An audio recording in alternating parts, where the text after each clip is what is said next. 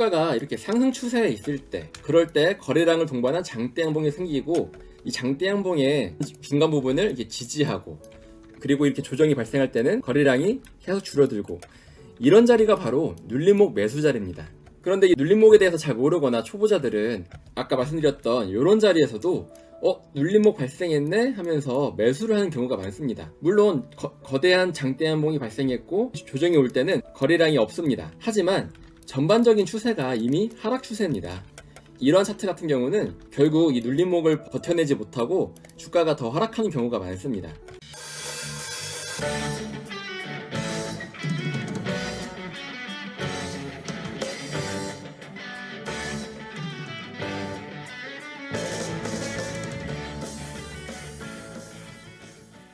안녕하세요. 올바른 투자를 지향하는 올투입니다. 오늘은 직장인들이 많이 사용하는 눌림목 차트에 대해서 설명을 드리려고 합니다. 이 눌림목이란 무엇이냐? 강한 거래량을 동반하며 장대 양봉이 만들어집니다. 이후 긴 횡보를 하며 조정하는 기간을 겪습니다. 이 장대 양봉의 중간선을 절대 이탈하지 않으면서 조정을 줍니다. 그러다 이러한 조정이 끝나고 많은 개인 투자자가 떨어져 나가면 주가를 다시 올리게 됩니다. 그래서 눌림목이란 무엇이냐? 강한 주가 상승 이후에 주가 조정이 오는데, 이때 장대 양봉의 중간 지점을 지키면서 또한 거래량 역시 메마를 때 이런 지점에서 매수를 하는 방법을 우리가 눌림목 매수라고 합니다. 이 눌림목 매수의 원리는 무엇이냐? 이렇게 거래량이 동반하며 주가가 강하게 상승을 하려면 커다란 자금이 필요합니다. 그 커다란 자금이 여기서부터 여기까지 주가를 들어 올렸다고 하면 이 자금의 평균 단가는 이 장대 양봉의 중간쯤에 해당됩니다. 여기에 들어온 자금이 손해를 보지 않기 위해서는 이 장대 양봉의 중간 지점을 꼭 지켜야 된다는 것입니다. 지금처럼 이렇게 장대 양봉이 생겼는데 이후에 조정이 계속 길어지고 있지만 거래량이 없다.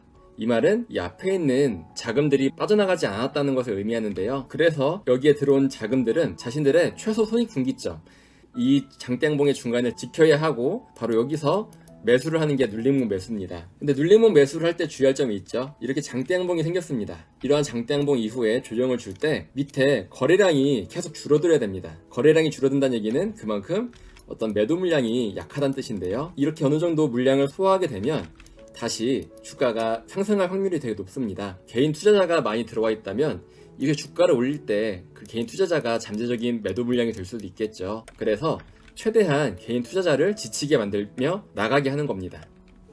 그게 바로 눌림목이라고 하는 겁니다. 이렇게 눌림목 이후에 이제 주가가 강하게 상승하는 경우가 많은데요. 자, 이 i3 시스템의 경우도 현재 강한 거래량과 함께 장대 양봉이 만들어졌고 이후에 조정이 이어지고 있지만 거래량이 턱없이 메마르고 있습니다. 갈수록 거래량은 줄어들고 있습니다. 그런데 이 눌림목 매매를 할 때 주의할 점이 있습니다. 바로 이러한 경우인데요. 여러분이 보시기에도 이미 이동평균선들이 다 역배열이고 하락 추세인 것을 알 수 있습니다. 이러한 하락 추세에서 갑자기 강한 거래량이 생기면서 양봉이 생긴다. 자, 이럴 경우에는 잠깐 일시적으로도 주가가 오를 수는 있으나 전반적으로 지금 하락 추세입니다. 즉 앞에 있는 이 매물대들의 영향을 받아서 다시 주가가 아래로 흐르기가 쉽습니다. 그래서 이렇게 하락 추세에서 나오는 이러한 거래량을 동반한 양봉들은 대부분 주가가 잠깐 반등시켰다가 다시 쭉 아래로 흐르는 경우가 훨씬 많습니다. 여기 앞에는 매물대에 막혀서 주가가 잠시 오를 수는 있으나 다시 이후 하락하는 경우가 더 많습니다. 이 차트 같은 경우도 거래량이 동반되며 이렇게 3번 연속 양봉이 나왔죠. 그러면 3개의 양봉을 하나의 커다란 양봉으로 보고 이 중간 지점을 원래 눌림목으로 봐야 되는데요. 자, 눌림목을 훨씬 이탈했죠. 거래량도 동반했습니다. 이거 눌림목에 실패한 것입니다. 자, 이 기업도 보시면 딱 봐도 하락 추세죠. 거래량을 엄청나게 동반한 장대 양봉이 나왔습니다. 하지만 이 양봉의 중간 지점을 전혀 지지해주지 못합니다. 이후에 다시 한 번 더 장대 양봉이 나왔죠. 거래량도 역시 동반했습니다. 중간 지점은 약 이 정도인데요. 자, 이번엔 지지를 잘 받으면서 눌림목이 잘 만들어졌습니다. 그러나 이 기업은 아까 살펴봤듯이 이미 하락 추세에 접어들어 있습니다. 이러한 기업은 이렇게 장대 양봉이 나오고 눌림목 부근에서 지지가 나오더라도 주가가 다시 하락할 위험이 큽니다. 왜냐하면 전반적인 추세가 하락 추세이기 때문입니다. 이런 차트 같은 경우는 보시면 눌림목을 지지하는 척 하다가 결국 눌림목 아래로 빠졌죠. 다시 반등을 시도했지만 이후 또 하락하고 있습니다. 그러다가 거래량이 실린 이 장대 양봉의 시작과 이탈하고 주가가 계속 흐르고 있습니다. 자, 주가는 계속 쭉 빠지고 있죠. 중간중간 이렇게 설거지가 한 번씩 나오고 있고요. 여러분이 일단 중요시해야 될 것은 무조건 거래량이 실린 장대양봉이 나왔다. 그러면 요 장대양봉의 중간 지점에서 눌림목에 사야지 주가가 하락할 수 있습니다. 눌림목은요, 주가가 이렇게 상승 추세에 있을 때, 그럴 때 거래량을 동반한 장대양봉이 생기고 이 장대양봉의 중간 부분을 이렇게 지지하고, 그리고 이렇게 조정이 발생할 때는 거래량이 계속 줄어들고, 이런 자리가 바로 눌림목 매수 자리입니다. 그런데 이 눌림목에 대해서 잘 모르거나 초보자들은 아까 말씀드렸던 이런 자리에서도 눌림목 발생했네 하면서 매수를 하는 경우가 많습니다. 물론 거대한 장대양봉이 발생했고 조정이 올 때는 거래량이 없습니다. 하지만 전반적인 추세가 이미 하락 추세입니다.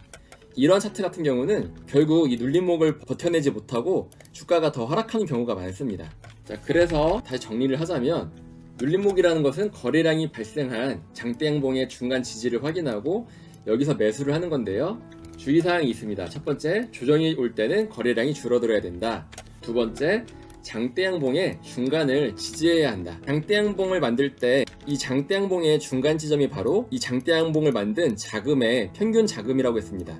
여기를 이탈하게 되면 이 장대양봉을 만든 자본 역시 손해를 보게 되는 것입니다. 그래서 무조건 이 장대양봉의 중간은 지지하려고 하는데요. 이 중간을 지지하지 않는다면 그것은 이 장대양봉을 만든 세력이 이탈했다고 봐도 무방합니다. 자, 마지막 세 번째, 아주 중요합니다. 추세를 확인하라. 이 장대양봉이 나올 당시에 상승 추세인지 하락 추세인지를 아셔야 됩니다. 하락 추세에서 갑자기 장대양봉이 나왔다. 그리고 다음날 그리고 장대양봉의 중간 부분에서 자꾸 이렇게 지지가 나온다. 하지만 추세가 하락 추세라면 결국 이 지지선 다 무너집니다. 주가가 더 하락할 위험이 큽니다. 그러므로 추세를 확인해서 i3 시스템 같이 상승 추세에 있는 주식에서 장대양봉, 거래량을 동반한 장대양봉이 발생하고 그 중간을 거래량이 없이 지지할 때, 이런 부분에서 매수하는 것이 바로 눌림목 매매법입니다. 항상 말씀드리지만 주식에 100%는 없습니다. 매매 계획을 미리 세워놔서 여기서 매수를 했지만 만약에 여기를 이탈했다 그러면 빠르게 손절해야지 라고 하는 어떤 매매 계획을 미리 갖고 매수를 해야 됩니다.